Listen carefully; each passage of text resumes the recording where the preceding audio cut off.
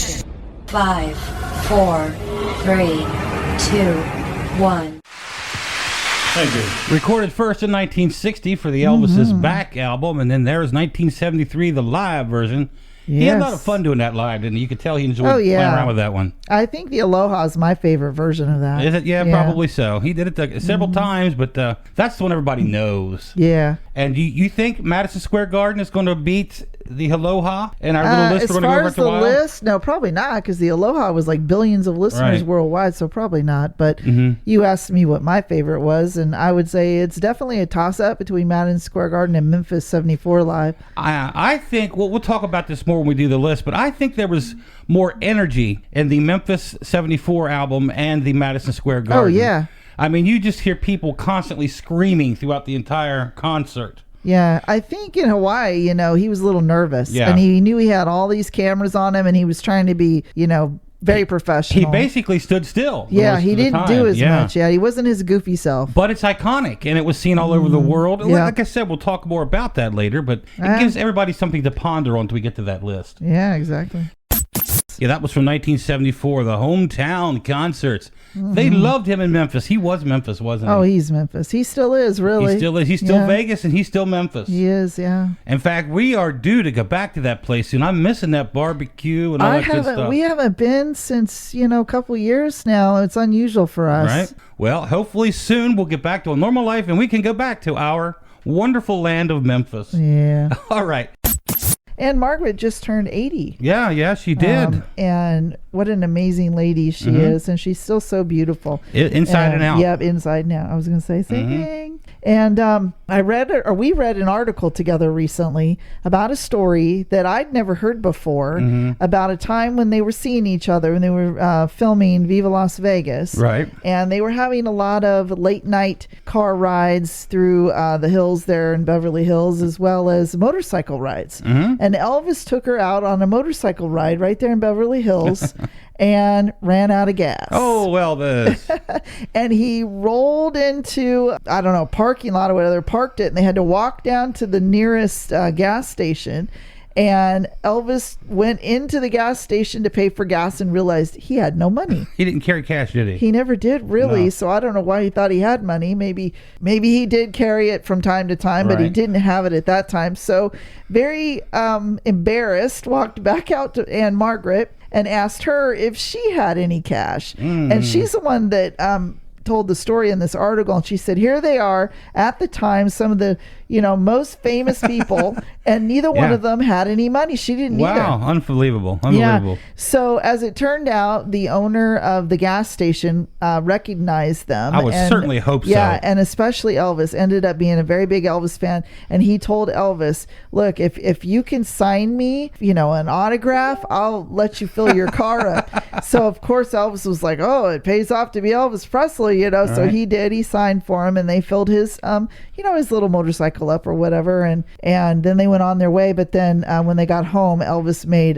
Joe Esposito go back down and pay the guy for the gas. That was cool. Yeah, so that's very nice. cute story. Good story. Well, thank you. That was a good story time right there. Yeah, I like that kind of stuff.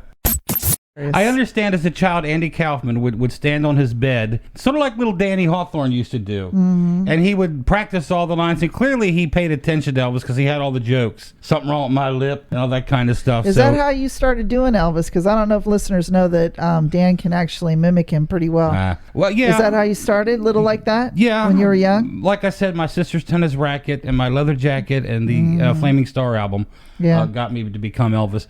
But really what I started talking like him was the Kurt Russell film.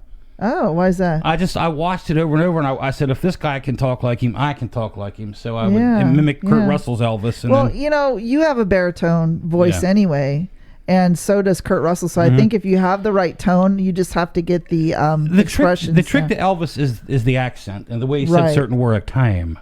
Yeah, time. Honey, time. And I remember when we first started discussing Elvis before you and I were actually a couple, and you told me how the voice of Elvis in the 50s and the voice of the more mature Elvis totally different. They're different, and the accent. I mean, if you listen to that High Garden interview, not the size of my head. Yeah, and all that stuff, very slangy. It was definitely, he definitely progressed, and that's what you're supposed to do, I guess. When you get older. Yeah.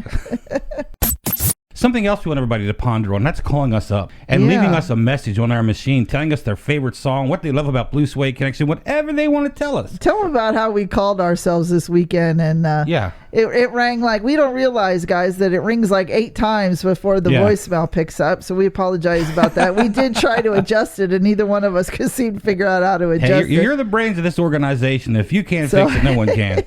We're old, I guess. I don't know. But anyway, so for those of you that sit through 8 rings to leave us a message, we appreciate it very much. Phone number is 540-227-0514. And they can call across the pond too, right? On WhatsApp. Same number on WhatsApp. That's simple. Hey, baby. Yeah, baby. What did Elvis say when his classmate punched him? Oh, I don't know. Don't be cruel. I was thinking about the kid that owns this place, man, Kirkorian. I'd like to get him and Howard Hughes in a crap game, you know? Hughes saying, I got Nevada. I think I was saying, I got New York. And me in the middle said, I got Memphis. Yeah, baby. He really worked that song, didn't he? He is out of breath. You can hear it. He worked it so hard, and that's 1969. That's when the song was out. Yeah, it was a top hit for him there. So he was like really and into it. And he's in the best shape of his life right now, too. Absolutely. Yeah, that was there in Las Vegas. Absolutely. Another place we need to get to real soon. I need my Vegas fix. I know. It's been a while there, too. I think what I'm trying to say is I need to get out of Winchester. You need to travel somewhere, baby? I do. It's difficult these days. But every week we travel away here on this show. That's right. We've already been to Vegas. We've been to Memphis. We've been to Hawaii. And who knows where we're going to go next. Okay, tell me. Liveaboutcom. We've done them before. Yeah, these are their top best 5 live Elvis albums. Okay. I think you'll like the list. Okay. Number 5, well, I think this should come lower, though, or higher, actually, on the list. Higher. Live on Stage in Memphis comes in at number 5. 100%. Yeah. Number 4, they say the 69 Live in Las Vegas album. Yeah. That's a very fast-paced album, too. Yeah. Number 3, Aloha from Hawaii. So it only made number 3. Yeah. Wow. Now, this is Liveabout.com's interpretation, and I don't know that they're real Elvis fans like us, you know. Who knows?